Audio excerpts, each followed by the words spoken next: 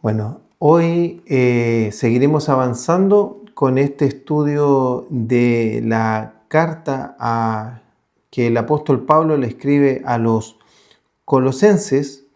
Así que hoy día estaremos leyendo el capítulo 3 desde el verso 18 en adelante. Y dice así: esposas, sujétese cada una a sus esposos o a su esposo, como corresponde a quienes pertenecen al Señor. Maridos, ame cada uno a su esposa y nunca la trate con aspereza. Hijos, obedezcan siempre a sus padres, porque eso agrada al Señor. Padres, no exasperen a sus hijos para que no se desanimen. Esta parte de la carta es bien especial porque hemos estado hablando, ¿cierto?, de la plenitud de Cristo, de que Cristo es todo en nosotros, de que tenemos que despojarnos de la vida antigua, de que tenemos que vestirnos de los ropajes nuevos. Y estábamos hablando de que estos nuevos ropajes tenían que ver con bondad, humildad, gentileza, paciencia, perdonándonos, amándonos, y que teníamos que enseñarnos y aconsejarnos unos a otros porque estamos en este crecimiento constante para parecernos cada vez más a nuestro Señor Jesucristo. La carta pudiera terminar ahí. Para muchas personas la espiritualidad terminaría ahí y sería bastante sencillo. Pero Pablo entra en un área, como podríamos decir, ¿cierto?, en el área chica de la cancha de fútbol. O sea, entró en la parte álgida, en la parte difícil.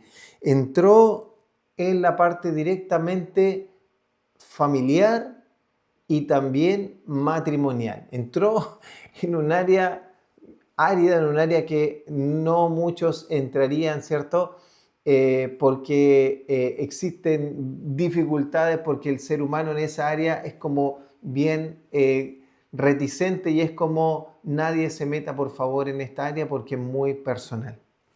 Pero como Dios quiere que nos vistamos de una nueva naturaleza, el Señor a través de la palabra nos va a hablar de cómo tiene que ser nuestra familia, cómo es que una familia cristiana vive y cuál es el rol de cada participante de la familia. ¿Para qué? Para que nosotros vivamos en plenitud, sabiendo que la familia, el hogar donde vivimos, es un lugar de refugio, debe ser el lugar de contentamiento, el lugar de paz, el lugar de refugio, de que muchas cosas agresivas deberían ocurrir afuera, ¿cierto? Y ocurre, a veces los días son malos, a veces los días son buenos, pero también ocurren dificultades, los quehaceres, ¿cierto?, hacia afuera, en el trabajo, en los estudios, en las relaciones interpersonales, en el transporte público, cuando vamos de compra, a veces alguien tiene un mal día o alguien andando en vehículo o en el carro nos toca la bocina, nos trata mal, nos dice unos improperios. Está hablando ahora directamente a la familia y por eso muestra y le habla a las esposas, a los maridos, a los hijos y también a los padres. Es realmente tremendo cómo el apóstol Pablo entra en esta área y dice: esposas, sujétense cada una a su esposo como corresponden a quienes pertenecen al Señor. Aquí el apóstol Pablo le está diciendo a las mujeres que actúen con respeto para con sus maridos. Miren, una de las cosas que más difíciles de obtener, sobre todo en este tiempo, es el respeto de alguien. Y el Señor le pide a las mujeres que tengan un respeto por sus maridos. Obviamente los maridos también deben respetar a su esposa, pero le está diciendo a las mujeres que lo vean como el líder del hogar, como el jefe de hogar. Por eso que ahí después agrega, dice, sujétense a su esposo, y dice en otras partes, en otras traducciones, como al Señor. Eso quiere decir que la mujer tiene que visualizar que hombre es el jefe de hogar, es el líder. Y el líder no significa aquel que manda, aquel que grita, sino que para Dios es un líder ejemplo. De hecho, nuestro Señor Jesucristo es nuestro líder máximo y Él dijo, yo no vine a ser servido, sino que yo vine a servir. El Señor explica la relación matrimonial muchas veces, la muestra ahí en Efesios, en el libro de Efesios, de que la relación matrimonial se asemeja y la manera de comprenderlo es a través de la relación de Cristo y su iglesia. Y dice que Cristo se entregó por su iglesia, que Cristo dio su vida por su iglesia y que Cristo lava y purifica su iglesia a través de la palabra. Que Cristo está preocupado de su iglesia, dio su vida y ama a su iglesia. Entonces, el esposo debe demostrar ese amor sirviente, ese amor sujeto, ese amor que solo Cristo puede dar. Y le dice que la iglesia tiene que sujetarse a su marido como la iglesia se sujeta al Señor. La iglesia se debe sujetar a Cristo. Cristo ama a su iglesia, pero la iglesia debe sujetarse a Cristo. Por eso que el Señor dice, si me amáis, guarda mis mandamientos. Entonces ocurre esto, que en estos tiempos no es muy popular y que alguien se podría llenar de like o de suscriptores por lo que estoy diciendo. Y podrían pensar que incluso lo estoy viendo quizás desde un punto de vista muy machista, muy retrógrado, muy arcaico y que esta indicación es para 2000 años atrás. Pero yo creo que nosotros podemos meditar en ella y darnos cuenta que las familias han tenido un ataque muy profundo y por eso es que se ven circunstancias bien complicadas, familias disfuncionales y los más afectados son los hijos. Los pequeños, cuando a veces hay lamentablemente una ruptura, cuando hay peleas, griterías, pleitos, acostarse enojado, los niños están con temor, con miedo, y después en la medida que van creciendo, ese miedo se transforma en rabia, en enojo y en otras cosas, porque obviamente no van a tener las mismas reacciones que cuando eran niños de 3 años, 5 años, 8 años, porque eso va cambiando. Entonces Dios, sabiendo que lo más importante que Él ha creado acá en la tierra, ¿cierto? Que son los seres humanos y el lugar de plenitud es la familia. Y por eso le está diciendo a las esposas que se sujeten a sus maridos. Y le está diciendo a los maridos que amen a la esposa. Y aquí alguien diría, ¿pero cómo? Que no la trate con aspereza, que incluso el apóstol Pedro dice que no la tratemos con palabras duras, que la tratemos como un vaso frágil. Y esto también nos debe hacer comprender, ¿y por qué? Miren lo curioso, al hombre no le piden lo mismo que a la mujer. Una mujer podría decir, pero ¿por qué a mí me dicen sujétate? Y a él le dice, ay, que la trate, que no con aspereza. Y aquí tiene que ver por cómo somos por naturaleza los hombres y las mujeres. Miren, los hombres se pueden tratar con aspereza entre los varones. Uno le golpea al otro, le puede hacer una broma muy pesada. Hay personas que son mujeres que no comprenden las bromas que se hacen entre los varones porque la encuentran muy ofensiva, muy dura, muy nada que ver. Pero entre los hombres eso no le afecta en absolutamente nada mucho. Hasta se bromean, se ríen, luego van a hacer sus cosas, van a compartir, vuelven a ser amigos. No tienen ningún conflicto con eso. ¿Dónde tienen el conflicto los varones? En el respeto. En ganarse el respeto del otro. Entonces, imagínate que te pueden respetar en todos los lugares. En todos los lugares. Te respetan en tu trabajo, te respetan en la calle. El que tiene algún deporte lo respetan en la cancha. Pues el tipo puede ser un delincuente y lo respetan, no sé, distinto, respeto. El hombre busca respeto. Y resulta que lo respetan en todos lados, menos en la casa.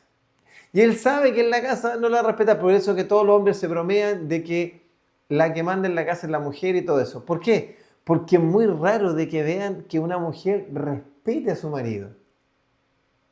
Así es muy raro que vean que un hombre sea ubicado con sus palabras, con su esposa, y se dé cuenta que no está hablando con el amigo, que no está hablando con el que se va a jugar a la pelota, que no está hablando, no es lo mismo un hermano jugando con otro hermano, juegan a las peleas, se dicen cosas, se pueden golpear, pero no es lo mismo un hermano con una hermana. A veces el hermano no comprende por qué la hermana se ofendió tanto si lo que le dijo fue súper simple. A lo más le dijo, ya, y tenía un grano en la cara y tú crees que te va a ir linda. Y eso la derrumbó. Y alguien diría, ya, pero le puso mucho si supieran todo lo que me dijo a mí. Porque somos distintos. Por eso que dice acá, maridos, ame cada uno a su esposa. Y agrega, nunca la trate con aspereza. Está mostrando cómo tenemos que ser. Te das cuenta que nos está pidiendo que actuemos contra nuestra naturaleza humana caída. Le está diciendo al hombre, ponte atento, preocúpate de las cosas que le vas a hablar a tu esposa. Preocúpate cómo se las vas a decir y qué le vas a decir y cuándo se lo vas a decir. Preocúpate de los detalles. Preocúpate no solamente de entregar una polera de regalo, preocúpate del envoltorio, preocúpate con la cara que lo entregaste, preocúpate de esto. Y eso, amados hermanos y hermanas, no está en la esencia de un varón, es que no está. Es por eso que todo el rato el apóstol Pablo ha estado hablando de que esto es una transformación que solo Cristo puede hacer, es algo sobrenatural. Solo Cristo, al estar dentro de nosotros, puede hacer de que nosotros actuemos de esa manera, tanto los varones como las mujeres. Y avanza más allá, le habla a los hijos, le dice, hijos, obedezcan siempre a sus padres. Si te das cuenta que son cosas que están... ¿Qué es lo único que a un hijo le cuesta? Obedecer, po. Y para un hijo es un hijo hasta la edad que sea. Yo tengo 40 y tantos años y sigo siendo hijo, y si mi papá me dice algo, él espera que yo obedezca o que tenga un respeto hacia él y tome en conciencia el consejo que me está dando, sin importar cuánto sepa él sobre la materia o cuánto sepa yo. Es una cuestión de respeto, es una cuestión, esa obediencia. Por eso dice siempre a los padres, y por eso habla de la palabra de honrar. Honrar es obedecer, honrar es respetar. Pero alguien diría, los hijos diría, sí, pero claro, pues está fácil para mi papá, pues, que yo lo obedezca en todo, pues súper. Pero le dice a los padres, y en este caso el griego lo lleva específicamente a los padres, a los varones, dice, no exasperen a sus hijos, dice, para que no se desanimen. Los mayores desánimos que puede tener un hijo o una hija en general vienen de lo que le dicen sus padres. Un padre, sin darse cuenta, exaspera a un hijo, ya sea porque quiere que haga lo que él quiere. Pasamos la raya de la obediencia a la tiranía, a ser dictatoriales o a querer mandar la vida de un hijo o de una hija a como a mí me plazca. Entonces, cuando cruzamos esa línea, que vulneramos la capacidad que tiene una persona de la voluntad, y que la persona tiene la voluntad de elegir y de hacer, y que si bien es cierto, lo aconsejamos y tenemos que aconsejar y tenemos que cuidar, la decisión está en la persona.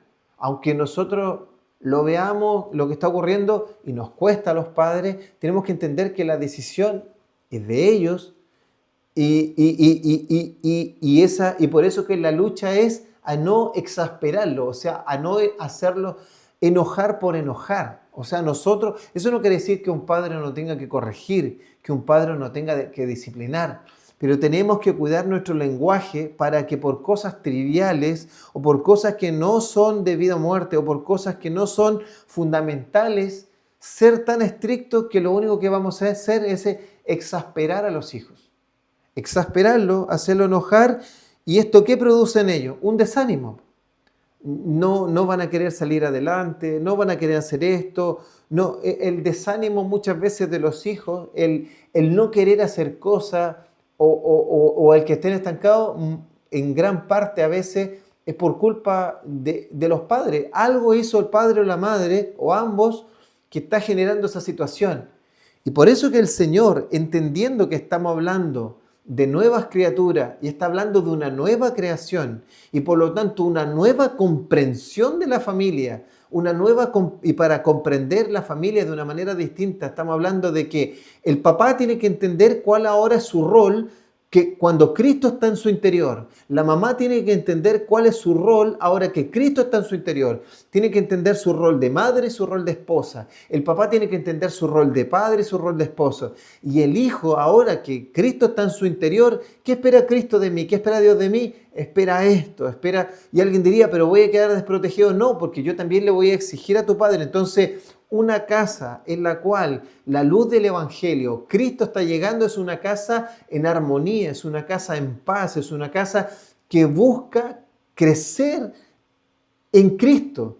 Y es verdad que van a pasar dificultades, van a haber errores, van a haber situaciones, pero la idea es que en la medida que estas personas van llenándose de Cristo, cada integrante de la familia, entonces cuando se equivocan o nos equivocamos, hay perdón, hay sanidad y hay que buscar la reconciliación y por sobre todo no volver a cometer el mismo error. Y obviamente construir de nuevo los puentes, las confianzas para que la relación vaya creciendo. ¿Y por qué me parece tan hermoso de que esté acá? Porque a veces nosotros los cristianos llegamos a Cristo y queremos organizarlo todo, y como les decía en la vez anterior, aconsejamos a todas las personas, y hay gente que está súper bien con la iglesia, está súper bien con los hermanos para afuera, está súper bien con todos, pero las cosas a veces no están tan bien al interior de la familia.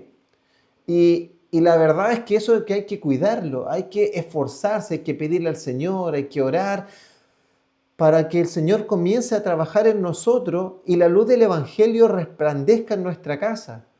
Porque es el lugar de refugio, es el lugar que Dios mostró de amor y es la esencia de la sociedad. Entonces, a veces uno ve una familia y no logras identificar si esa familia es cristiana o no. No logras identificar si son cristianos o no. Puede que asistan a la iglesia, puede que hagan muchas cosas, pero igual hay que tener ojo que no estén cayendo en reglas, en ritos vacíos que no están afectando su vida en lo más profundo de su ser y en la parte más íntima de la vida afectiva y emocional que tiene una persona es su vida familiar, es su entorno más cercano, es su entorno de contención. Y aquí va a avanzar el apóstol Pablo y va a hablar, que también lo podemos aludir al trabajo, pero yo creo que tiene que ver con la complementación de la familia. Porque la familia antiguamente comprendía, ¿cierto?, el núcleo familiar, los padres, los hijos, pero también dentro de la familia habían esclavos, habían siervos, había gente de servidumbre. Si nosotros miramos el Antiguo Testamento, vamos a mirar que Abraham tenía cierta característica, dice, tenía su esposa, tenía hijos y tenía siervos que trabajaban con él, que eran esclavos. Entonces, pero esos esclavos eran siervos que trabajaban para él. Entonces, a veces el tema de la esclavitud lo vemos como más como cuando sucedió en la esclavitud, ¿cierto?, del pueblo, cuando se trajeron a gente de África o de China a la esclavitud en Sudamérica, en que eran horribles. Sí, habían lugares que la esclavitud era horrible, pero esto que habla acá en la Biblia de siervos y de esclavos, no, la ley mosaica, la ley de Moisés no funcionaba igual que funcionaba en otras partes. ¿Por qué? Porque tenía un periodo, había un tiempo del jubileo donde los esclavos podrían quedar libres. Los esclavos se les tenía que dar alimentación, se les tenía que dar casa, se les tenía que dar muchas cosas y eran siervos que trabajaban para la casa. Y Dios en una y otra instancia hablaba de que los amos fueran justos con sus siervos, que obraran en justicia, no en abuso. Como obviamente nosotros pensamos en esclavitud que ocurrió, ¿cierto?, en América.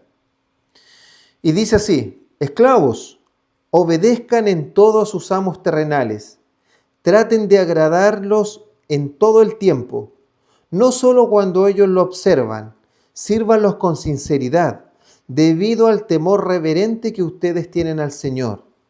Trabajen de buena gana en todo lo que hagan, como si fuera para el Señor y no para la gente.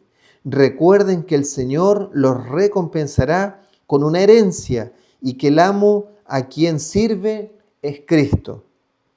Pero no se queda ahí. Dice, pero si hacen lo que está mal, recibirán el pago por el mal que hayan hecho, porque Dios no tiene favorito. Aquí quería llegar a este punto. Y el capítulo 4, verso 1, no solamente alguien diría, ¿y los amos hacen lo que quieren? No, amos, sean justos e imparciales con sus esclavos. Recuerden que ustedes también tienen un amo en el cielo. ¿Te das cuenta que el Señor está velando para que la relación que está en el hogar sea una relación de amor, una relación de paciencia, sea una relación muy, muy cercana, un lugar de refugio, un lugar de confianza, un lugar donde todos nos sintamos plenos, el lugar de mayor plenitud? Por eso que el Señor, cuando habla del matrimonio, dice, gózate en la mujer de tu juventud, que cuando un hombre está casado está en plenitud. Obviamente no es lo que vemos en este tiempo, pero el diseño de Dios es que un hombre está completo y está pleno cuando tiene su ayuda idónea. Por eso que es su ayuda idónea. Su ayuda idónea significa su complemento. Es quien lo complementa y lo fortalece para el desarrollo de ambos, para que puedan avanzar más rápido, para que puedan crecer más rápido, y lo que uno hace, el otro lo complementa. Se complementan el uno al otro. Yo lo puedo ver en mi vida, mi esposa, yo no hubiese alcanzado y no alcanzaría ni la mitad de las cosas que he hecho hasta ahora, tanto familiar como ministerial y profesionalmente, si no fuera porque tengo a mi esposa al lado. Y se lo digo no porque, se lo digo delante de Dios y con mucha humildad, y no con el deseo de mostrarle, mira lo bien que yo lo hago, sino que para decirles que Dios tiene un diseño y que nosotros tenemos que confiar en Él, y que a veces las cosas están muy difíciles, pero tenemos que saber de que Dios sí tiene algo para algo bueno. Como cuando dice ahí nuestro Señor Jesucristo en una parábola, dice que Él es nuestro Padre que nos ama, y que si nosotros le pedimos pan, o sea, porque tenemos hambre, Él no nos va a dar una piedra. Y que si nosotros le pedimos pescado porque tenemos hambre, no nos va a dar una serpiente. O sea, ¿qué está queriendo decir esto? Si Dios nos ve con necesidad y nosotros venimos delante de Dios a pedirle algo porque necesitamos algo de Él, venimos a Él porque queremos algo bueno para nuestra vida, porque necesitamos algo. Y está diciendo, y si ustedes están pidiendo algo bueno para su vida, el Señor no les va a responder con algo malo, con algo que les haga daño. Eso es lo que dice ese mensaje. Entonces el Señor, cuando alguien pide plenitud, no le da un matrimonio a una esposa porque es una maldición. Lo que quiere es tu plenitud. Ahora, lo que pasa es que tienes que entender que ambos son carne, ambos todavía están en proceso. Entonces, por eso, ¿cómo crece un matrimonio? ¿Cómo crece una familia? En la medida que Cristo se hace grande en ellos. Por eso que en todo este capítulo de Colosenses ha hablado de la importancia que tenemos en Cristo, de que en Cristo lo tenemos todo, que en Cristo está la plenitud, que en Cristo está todo, y que cuando Cristo llega a una vida lo tenemos todo.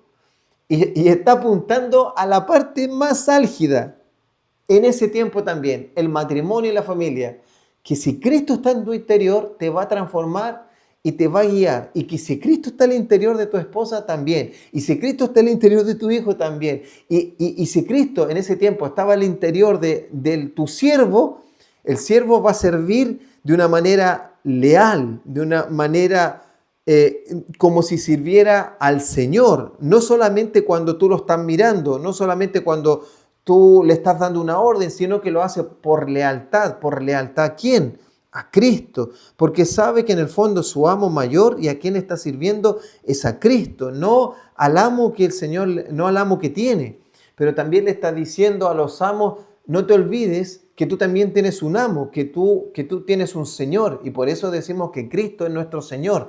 Cuando decimos que Cristo es nuestro Señor, estamos diciendo que Cristo es nuestro amo. Por eso que tenemos un amo en el cielo, y le dice, ustedes traten con justicia y traten con imparcialidad, con benevolencia, con bondad, con misericordia a los siervos, le está diciendo en este caso. ¿Por qué? Porque así los trata el Señor a ustedes. Entonces, mis amados hermanos, con esta palabra, yo aquí quiero apuntar a que por favor no vivamos un cristianismo de la puerta para afuera. No vivamos un cristianismo solo de domingos. No vivamos un cristianismo hacia afuera. Hay gente que en la iglesia son unos ángeles. Son, wow, las personas más serviciales, más comunicativas, más amorosas.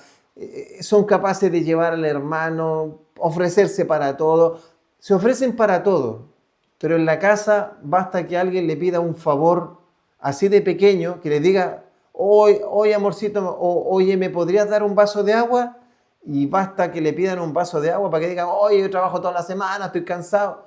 Pero esa misma respuesta no se la da en la iglesia, no se la da a otras personas, se la da en la casa. No, eso tiene que cambiar, eso tiene que ser al revés. Y la única manera que cambie es que te dejes transformar por Cristo. Tú vas a saber que estás creciendo y madurando como cristiano en la medida que estás creciendo ahí, en ese núcleo, en el más cercano, en el que realmente eres como eres, en tu familia, con tu esposa, con tus hijos o con tu padre. Ahí, en el círculo cercano, en ese círculo donde andáis a pata pelada, donde podía andar como, donde te levantas con así chascón, chascona, donde no necesitas ser protocolar, donde las personas te conocen como eres. Y ahí donde eres como tú eres, ahí es donde tiene que resplandecer que Dios está haciendo una obra. Y ahí es donde nosotros tenemos que clamarle al Señor que nos fortalezca. Y es ahí donde el Señor se glorifica y los hijos van a decir, wow, realmente Dios es real. Yo he conocido testimonios de gente que se ha convertido porque el marido era un golpeador, una persona difícil, y cuando llegó al Señor dejó de hacer esas cosas y los hijos al principio no entendían lo que estaba pasando, no comprendían, se rebelaron y pasaron, pero llegó un tiempo y dijo, ¿sabes qué? Si Dios pudo cambiar a este compadre y ahora lo respeto como mi padre, wow, realmente quiero conocer qué le pasó. Y eso tiene que suceder en nosotros. Y eso lo hará el Señor por el poder de su Espíritu Santo.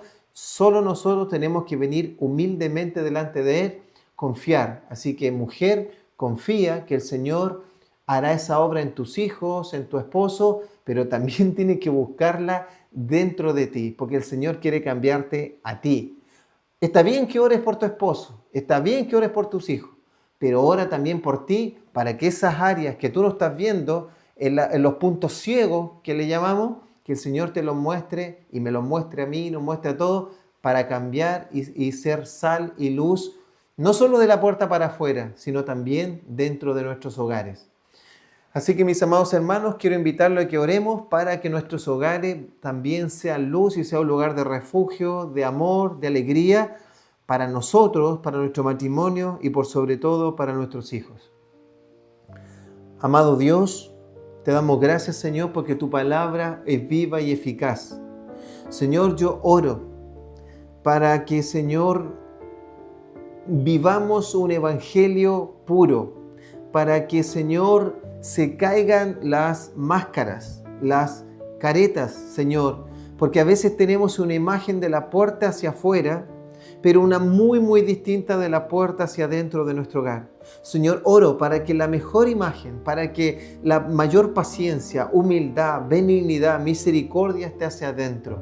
Señor, hacia los nuestros. Señor, porque la vida transformada está desde adentro. Cristo tiene que resplandecer en nuestros hogares. Señor, oro, transfórmanos, que vengan a quitar todo el estiércol, todo lo que nos sirve, todo lo malo, todo el egoísmo, todo lo que no permite que haya luz en nuestro hogar. Señor, nosotros somos la sal y luz de este mundo porque Cristo es la luz y está en nuestro interior. Oro para que Cristo resplandezca, para que nuestros hijos sea Cristo, como Cristo hablándole a ellos, como Cristo hablándole a nuestras esposas, como Cristo hablándole al esposo, donde todos seamos Cristo en el hogar, Señor, creciendo y pareciéndonos más a Él. Señor, te lo clamamos, te clamamos, Señor, y sabemos que esa obra la estás haciendo y nos disponemos humildemente a que tú nos formes, nos transformes y nos cambies, Señor. En el nombre de Jesús te entregamos esta área para que resplandezcas en nuestros hogares cristianos. En el nombre de Jesús, amén y amén.